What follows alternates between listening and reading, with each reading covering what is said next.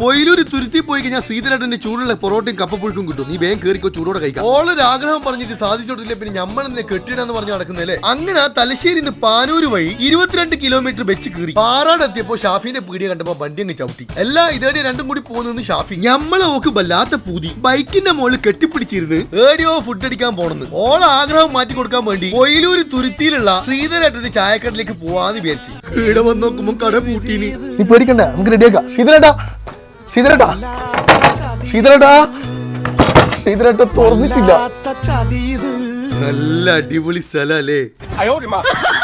ഒരു കാര്യം ചെയ്യാം, നല്ല മീൻപൊരിച്ചും ചോറും മായിത്തട്ടെ. നല്ല മോളല്ലേ. ശ്രീധരേട്ടന്റെ പൊറോട്ടയും കപ്പപ്പുഴുക്കും മായിത്തരാന്ന് പറഞ്ഞിട്ട് 22 കിലോമീറ്റർ ബൈക്കിൽ ഓടി വന്നേ. പോകുന്നതിനും തന്നെ ഷാഫി പറഞ്ഞാന്ന് പോണ്ട കട തുറന്നിട്ടുണ്ടാവില്ലാന്ന്. ഇതുപോലൊരവസ്ഥ നിങ്ങൾക്ക് ആർക്കെങ്കിലും വന്നിട്ടുണ്ടെങ്കിൽ കമന്റ് ഇടണേ. ഗീത ഹോട്ടലിൽ പോയി കഴിഞ്ഞാൽ അടിപൊളി വാഴയിലെ ചോറും മീൻ പൊരിച്ചും കിട്ടുന്നു ഷാഫി. എല്ലാം നമുക്ക് കഴിക്കാൻ എന്തെങ്കിലും തരുമോ? നല്ല ചൂടുള്ള ഫ്രഷ് അയില പൊരിച്ചുണ്ട്. ഓ സമാധാനായി. ഒരാനേനെ തിന്നേണ്ട വിശപ്പുണ്ട് പോലോക്ക്. അങ്ങനെ അടിപൊളി വാഴയിലെ ചോറും മീൻ പൊരിച്ചതും കഴിച്ചിട്ട് നേരെ വീട്ടിലേക്ക് പോവാന്ന് വിചാരിച്ചപ്പോ അടുത്തുള്ള കീർത്തി ബേക്കറിലുള്ള മുതലാളി വന്നിട്ട് വിളിക്കുക. ഈടംബരെ വന്നിട്ട് നിങ്ങൾ ഞമ്മളെ കടയിൽ കയറിയില്ലല്ലോ.